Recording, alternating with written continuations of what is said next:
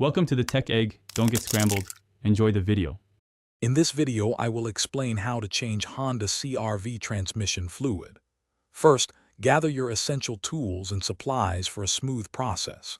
You'll need a drain pan, several quarts of the correct Honda transmission fluid, and a long, narrow funnel.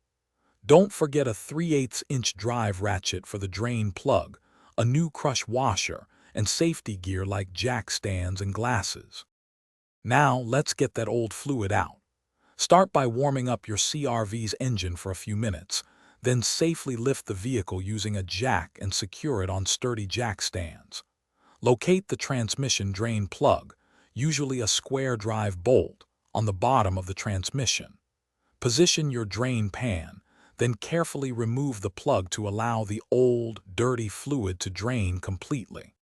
With the old fluid drained, it's time for the fresh stuff. Clean any metal shavings from the drain plug's magnet, then install a new crush washer. Reinstall the drain plug, tightening it to the manufacturer's specification, typically around 36 foot-pounds.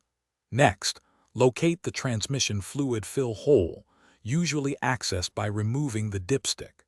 Insert your long funnel and slowly pour in the recommended amount of new Honda transmission fluid.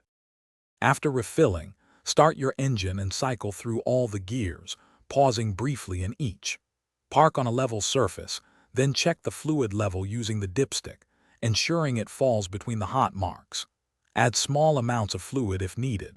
Dispose of the old fluid responsibly. You've successfully changed your CRV's transmission fluid. Also, check the description below for a link to these fantastic meal prep containers and other great deals. Thanks for watching. Consider subscribing if I helped unscramble your problems.